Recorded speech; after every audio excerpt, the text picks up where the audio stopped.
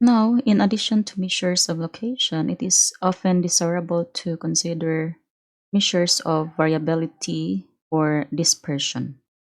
So, in this topic, we have range, variance, standard deviation, and coefficient of variation.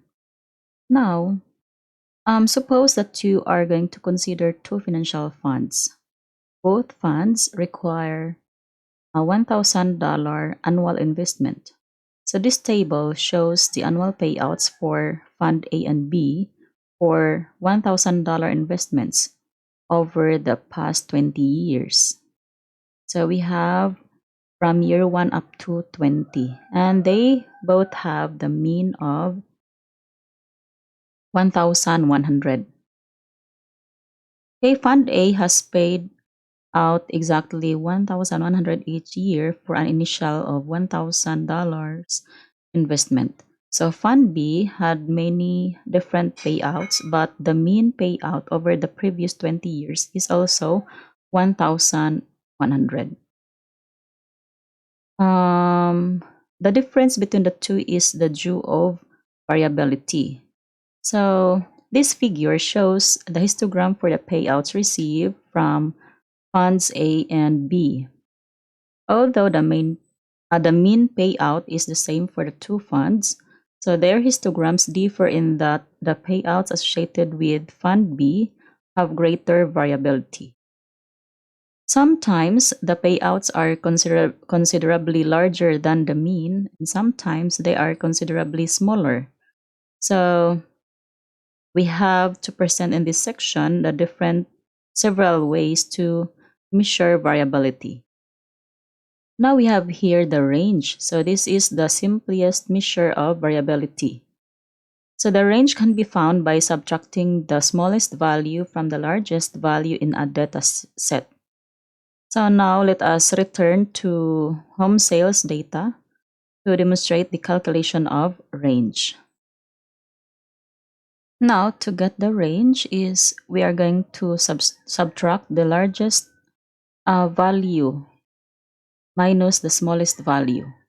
So to get the range. So going back to the home sales, so we have to put a label on this. Okay, and that's equal the maximum value from the range of cells from observation 1 up to the last observation minus the minimum value from first observation. Again, to get the range among the observation is we have to subtract the maximum to the minimum value. So, or we can use the Excel formula equals the maximum of among the selling price minus the smallest value among the observations. Okay, so that's equals maximum value among the 12 observations minus the minimum value among the 12 observations. Okay, so we have here, we have to at this one according to the same format from the result of mean. So we have here using the format painter and apply to this one. So we have 348,150. All right. So the drawback of range is the range is based on only two of the observations, and thus this is highly influenced by extreme values. Okay. So this is highly influenced by the extreme values. If, for example, we replace the selling price of 456,250 by, for example, 1 million,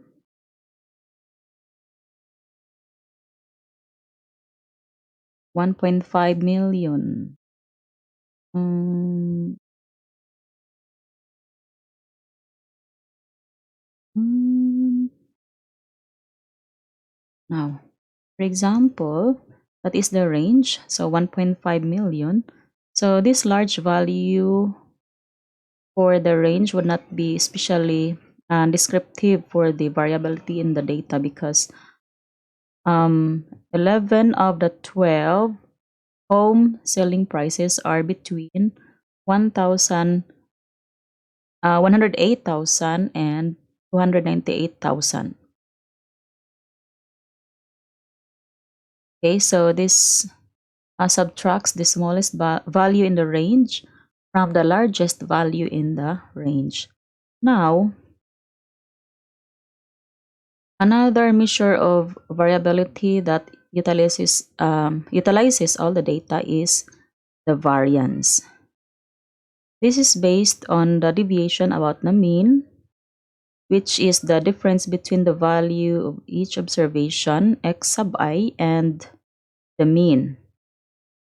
So for a sample deviation, an observation about the mean is written in this way: ax sub I minus x bar.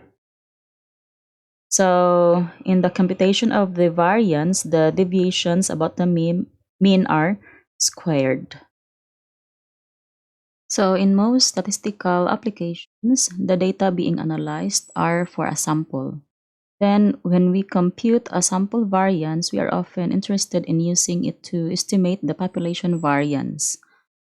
Although a detailed explanation is beyond the scope of this text, for a random sample, it can be shown that if the sum of the squared deviations about the sample mean is divided by n minus 1 and not n, so the resulting sample variance provides an unbiased estimate of the population variance. So for this reason, the sample variance is denoted by S squared and is defined as this.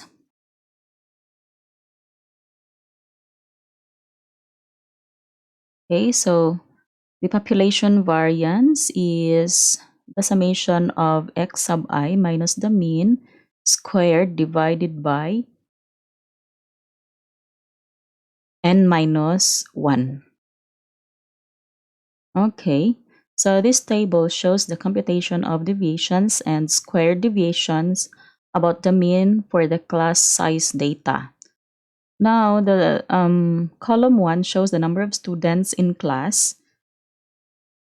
So we have 5 observations here from x sub 1 to 3, 4, 5. And the mean class size is we have here 44. Okay. And the deviation about the mean is x sub I minus the mean class size. So that's 46 minus 44 is 2. 54 minus 4, 44 is 10.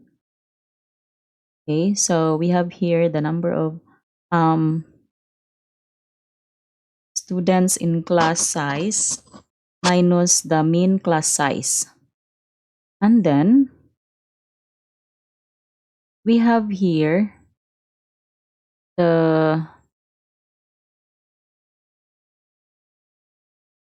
square deviation about the mean. That is, from the resulting deviation about the mean, we have to apply the squared for that.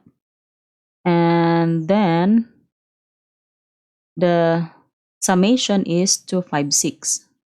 So the computation of sample variance is the square deviation about the mean divided by the number of observations minus 1. That is equivalent to 64.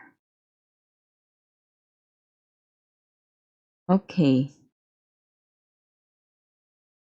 So that is equivalent to 64. And to give a sample for that, okay, so we have here the number of students, sample number of students in class. We have 46, 46, 54, 42, 46, and 32. And then have to apply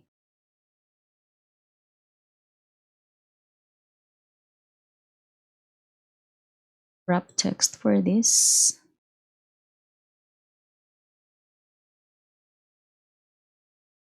So this is the mean class size.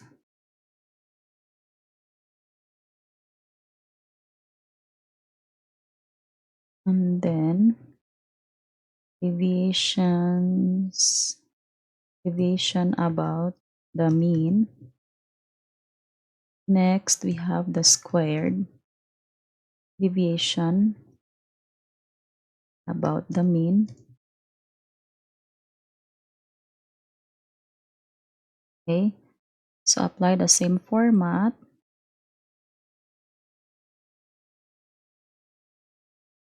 Wrap text. So we have here the mean class size. So to get the mean, we have to have the average. The average of the observation. So we have here 44. So we have to apply the absolute value, absolute reference for this one. So press F4.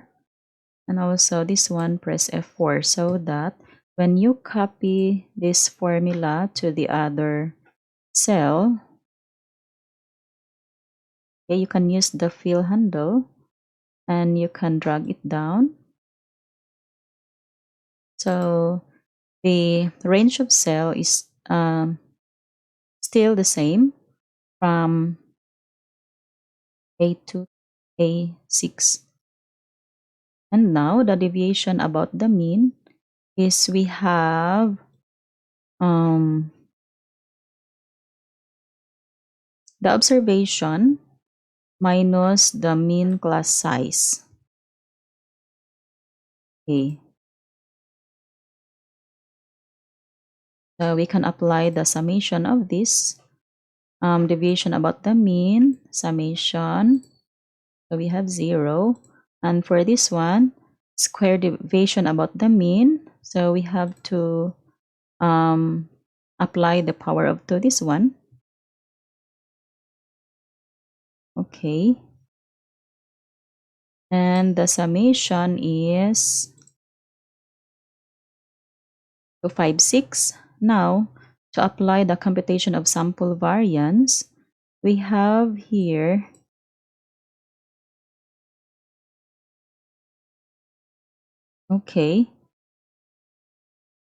computation of sample variance is the summation of the square deviation about the mean divided by the number of observation minus 1.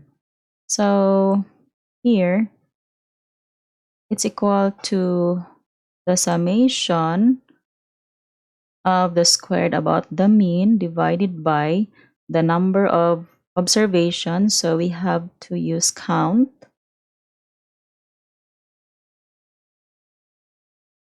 Okay. The number of observations minus 1. So we have here 64. Okay. So we have the computation of sample variance. So we can get the variance in Excel using the formula equals var.s. So this estimates variance based on a sample and ignores logical values and text in the sample. So var.s, and these are the numbers from observations 1 up to 5, then enter. So we have the same result using the um, manual computation in Excel. Okay.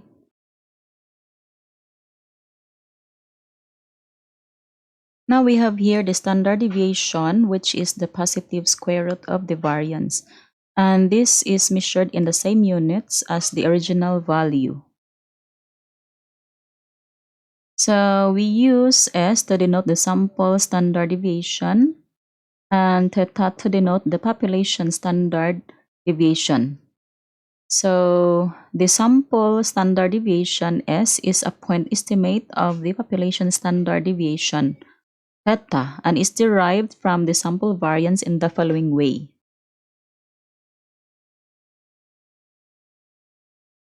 Okay.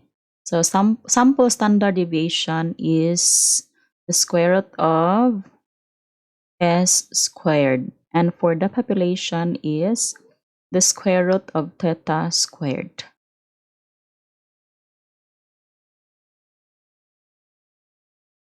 Now this figure shows calculating the variability measures for the home sales data in Excel. Now the coefficient of variation is descriptive statistic that indicates how large the standard deviation is relative to the mean, and this expressed as a percentage. So we have the formula coefficient of variation is the standard deviation divided by the mean times 100. Now to apply that one,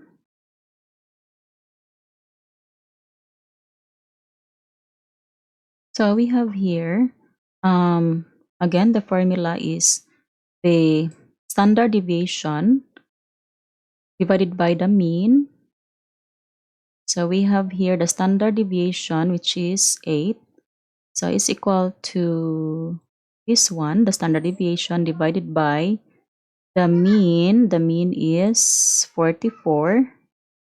Okay, that's in terms of percentage. And we have here 18%. And to increase the decimal place, we have 18.2. But if you want to have, okay, something like apply the formula standard deviation divided by the mean, which is 44, multiplied by 100. So we have 18.2. Okay, so 18.2%. Okay.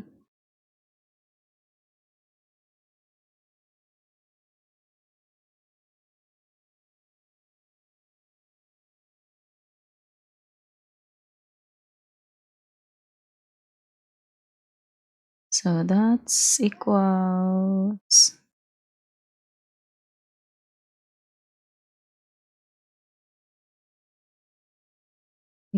the standard deviation divided by the mean, then in terms of percentage. So increase this decimal place. So we have 18.2. All right.